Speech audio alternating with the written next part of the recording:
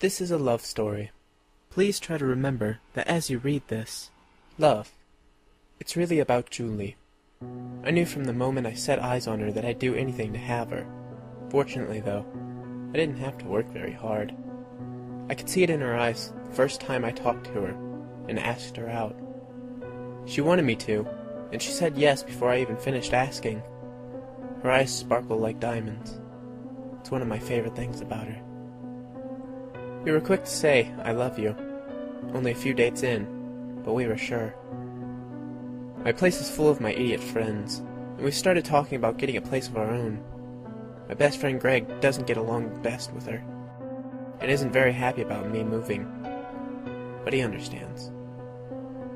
We all hang out together sometimes, see movies, bowl, normal stuff like that. Well, I got a call a couple nights ago from Julie's parents, who live out of state. They said they got a call from the police and that Julie had been in a car accident. Drunk driver crossed the center line. What a cliche, right? Anyway, I was panicked out of my mind, speeding like crazy to the hospital, when Julie called me on my cell. I could hardly believe my eyes when I saw her name on the caller ID. I answered the phone, not quite letting myself get my hopes up just yet. After all, it could have been someone calling me from her phone. Relief washed over me like rain when I heard her voice. "Baby?" "I'm okay. It wasn't that bad. Just some bumps and bruises. The airbags and seatbelt did all the work. Are you okay?" I don't mind admitting, I pulled over and cried for a long time. She said she was checking out of the hospital shortly, and I could pick her up there. When I got to the hospital, I had myself pretty well composed. I walked in and was just making my way to the help desk when I heard her call my name. I turned around and saw her. The sparkle was out of her eyes, which wasn't that surprising, I thought, considering what had happened.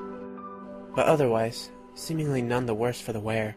I completely lost what composure I thought I had. I broke down again, and we held each other, and she slid her hand into the back of my neck and into my hair, like she does when I'm upset. And after a minute or two, we made our way back to my car. Julie told me the drunk driver had been killed, and I thought, good, better him than Julie. And I'm not the least bit ashamed of it. I would have killed myself if I could have, but she was okay, and that was all I cared about then. When we got back to my place, no one was home, and the house was dark, which was odd since there was almost always someone home, and those idiot roommates of mine always forget to kill the lights when they leave. Julie was feeling a little chilly, and she looked a little pale, so we cuddled up under some blankets, and we fell asleep almost immediately. It had been a trying day after all. I remember the last thing she said to me as we were falling to sleep was, "I love you forever, baby." I called into work the next day to stay home with Julie. She was feeling pretty stiff, again, not surprising. I had some missed calls from family and friends. No doubt they'd heard what happened and were checking in. I'd get back to them later. Maybe it was just the accident, or that I hadn't seen Julie without makeup in ever. But she didn't look very good. I mean, her color was off, and her eyes looked slightly hollow. And the sparkle still wasn't there. I suggested taking her back to the hospital, but she insisted she was fine, just tired and sore. Well, a couple more days went by, and I told work I was staying home with Julie until she was feeling better. But she wasn't getting better. Her eyes were the worst of it, more hollow all the time, and her skin was downright cold to the touch. It was getting to the point where I was going to bring her back to the hospital, whether she wanted to go or not. And that was when I got the phone call. It was Julie's mom. She'd been crying, and was clearly making an effort to stay composed.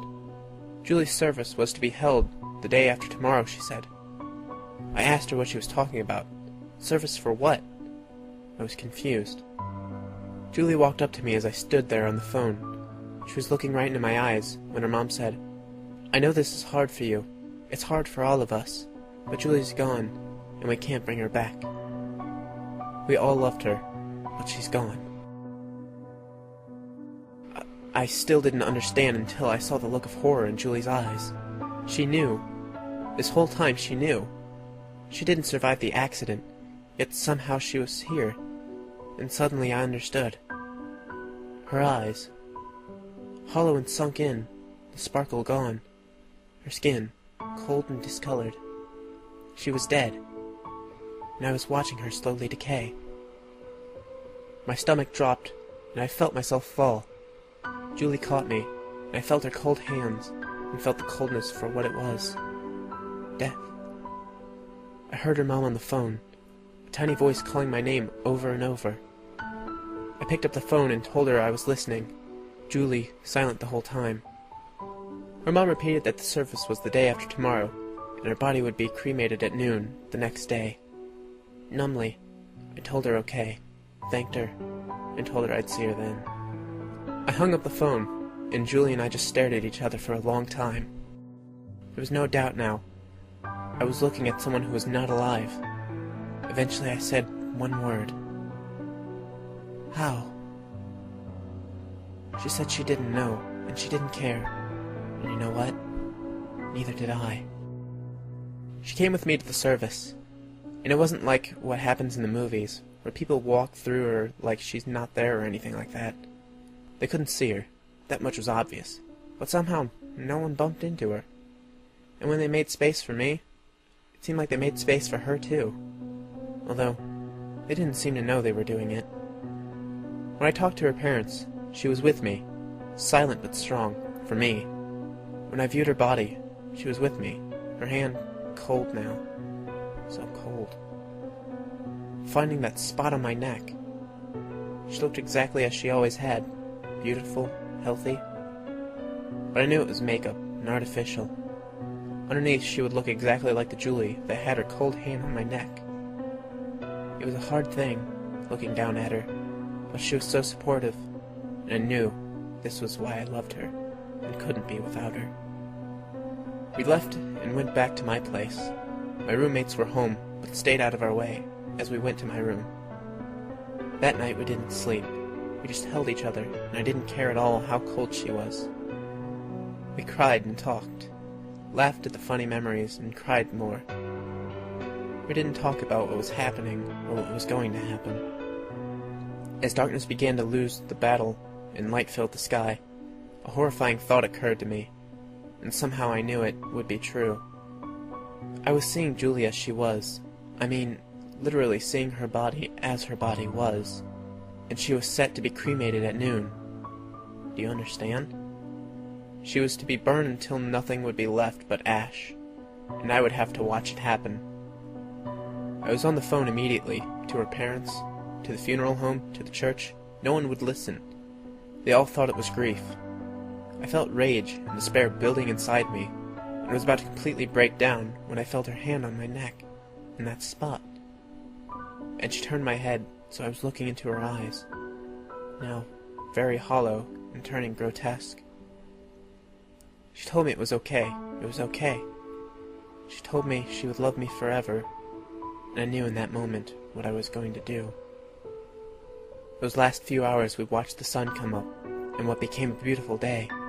We watched clouds turn into funny shapes. As noon approached, I made an excuse to go to my closet, and then we waited.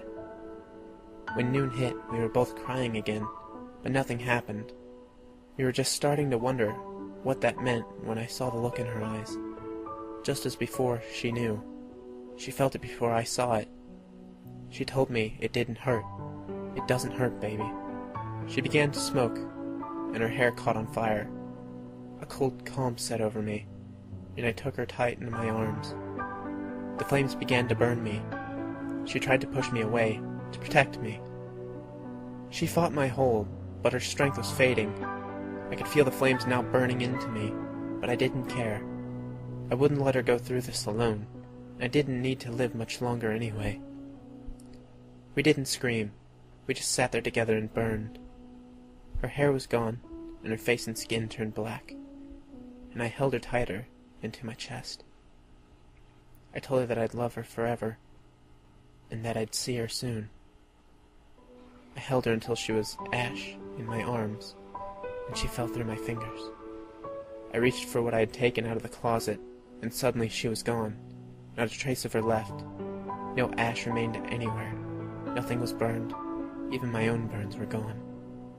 Was it grief? Did I imagine the whole thing? Was she ever here? I don't know. But I wrote this so my family and friends know why I had to do this. I won't stay here without her. I can't. I'll find her somehow, and the sparkle will be in her eyes again, and everything will be okay, and like it was. I'm sorry about this, Mom, Dad, but I hope you understand. I'm going now. I hope I don't get blood on this.